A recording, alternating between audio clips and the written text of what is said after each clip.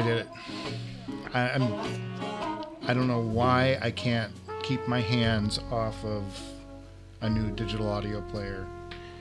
But I told you I was going to try it, and I'm just not even going to try and mask it. It's this one. This is the N8. It's the Cayin N8. And it's pretty. I just can't. What am I doing?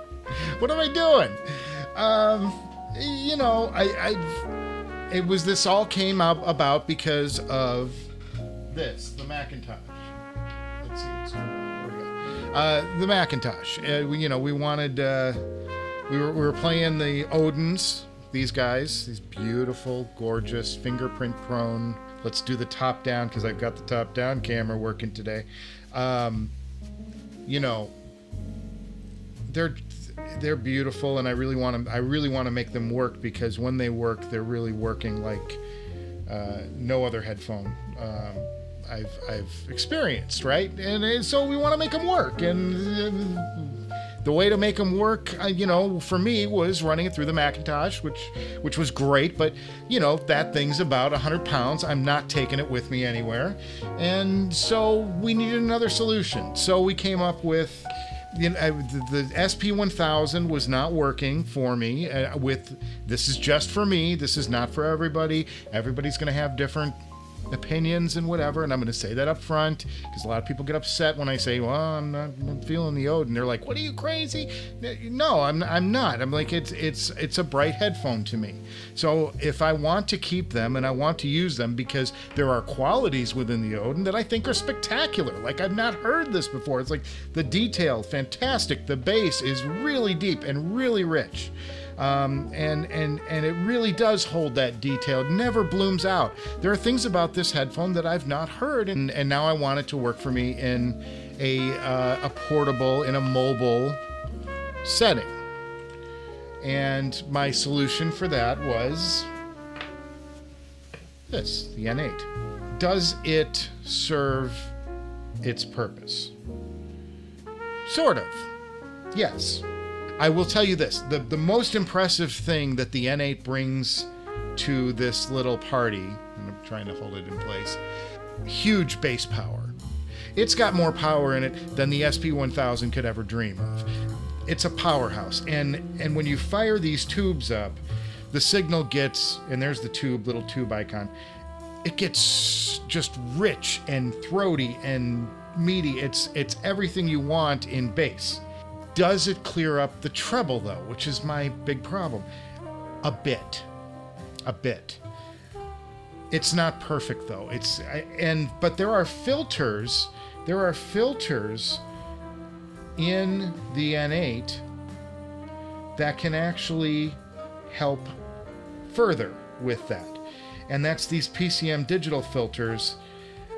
And I found slow to sort of take care of a bit of that high-end harshness that I experienced.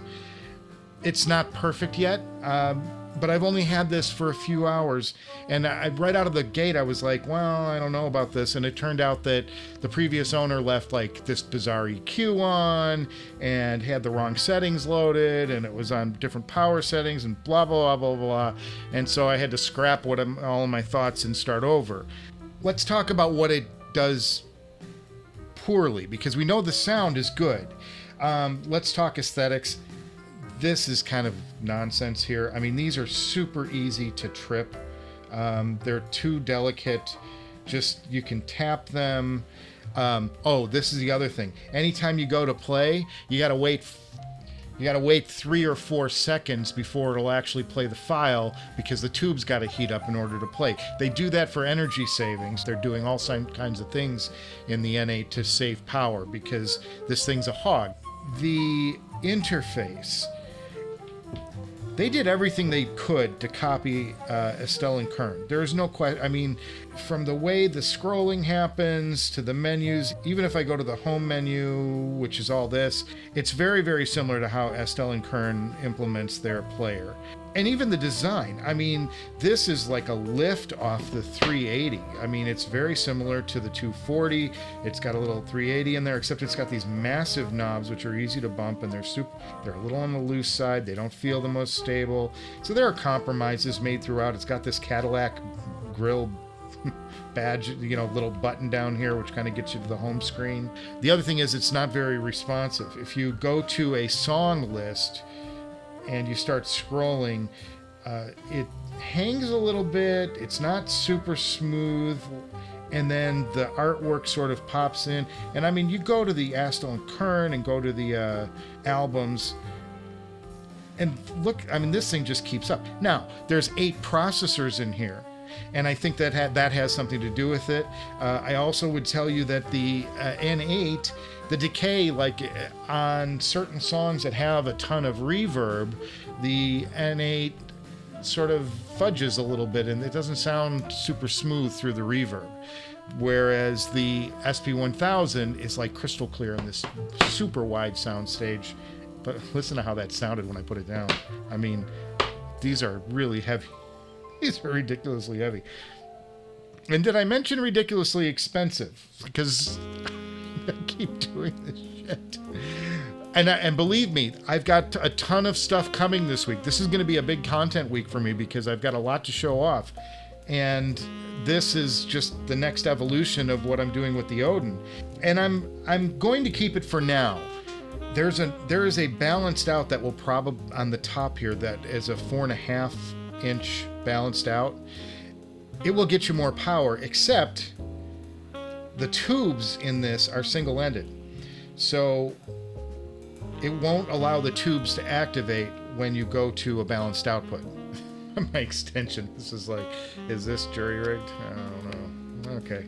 But it works, and it keeps the Odin plugged in. The Odin has the 2.5 millimeter cable on it. Maybe I'll get a custom cable if this really works out for me. It's warm. It's not as detailed as the SP1000. So my initial impressions on the N8. The software, and I'm not a huge fan of the Astel and Kern software. I wish it was just a little different, like a little cooler, maybe a little more imagined as far as puts the user in front. And this one does it even worse. No music player no Tidal player in the N8. There's a Tidal player in the SP1000. And this feels more refined. I mean, everything about this, from the knobs to the way you can increase and decrease volume easily on the N8 to bring it up. It's like, hey, let's do something that's sort of Astel and Kern, but make it kind of shittier and not quite as functional. And that's the other thing is, like, you go to move stuff, the touchscreen isn't as responsive. Now that might be because there is a layer of Gorilla whatever protection skin, which I'm gonna pry right off of here. I hate it. And I think he put it on because there's this tiny little scratch down here. There's also a little rub right there from just use. It kind of rubbed off some of the black. Little Sharpie will fix that right up. But that's getting used. I mean, I can't buy all this stuff new. I'm gonna be poor as it is, and this I couldn't afford, and to have 2 of these as if they were brand new. So you buy used, and you accept like there's gonna be little flaws here and there, as long as it's functional and it sounds good, and it does sound good. I just don't know if it's where I need it to be the portable source for the Odin. But I need to play with those filters a little more. I need to do some more auditioning and get more hours on the Odin. If there is burn-in, which I told you, I still have questions about how much burn-in really helps. There are guys that just swear by it, and I'm like, I don't know. So we'll see. We'll see if it does. Maybe that will also help. Better than the SP1000 with the Odin. Not as good as the computer through the Hugo to the Macintosh. Granted, the Macintosh is twice as expensive as the N8, and it also has it's just dedicated amplification, right? All its one purpose is to amplify the signal, amplify it really well through some sweet tubes, and be really quiet. I think the jury's still out on this one. I'm going to hang on to it though and play with it for a little bit. It does have some interesting features, and I haven't gone through it. I did do a firmware upgrade because this had the original firmware on it, and I upgraded to firmware version 3, which, yeah, right there, you can see it. Look at that. That old Sony camera's amazing. Will it be the perfect one? I don't know. So we're going to play with it, but I wanted to show it off to you because I told you I was going to try and get one of these in, and the initial results are mixed. The bass that was already outstanding got a whole lot more outstanding on the N8.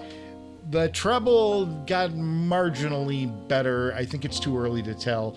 It's fairly similar, to be fair, and I do the clarity and the transients when you hit a snare with a little bit of reverb in there. This just is buttery smooth through those transients. There's no fade off. It just, boom, it just expands. And this one, no expandy as much. It's not as expandy, and it's not as smooth. It kind of just dies. Your reverb dies a little bit. Are either of these bad? No, but the A&Ultima is a better overall construction design. They've been at this a lot longer. They've kind of been through these, like, the fiddly switch and all of that stuff. They did that with the 120s and those early models. This is such a well matured player, and the SP1000 I'm sure is even more so. Oh, wanted to show you guys.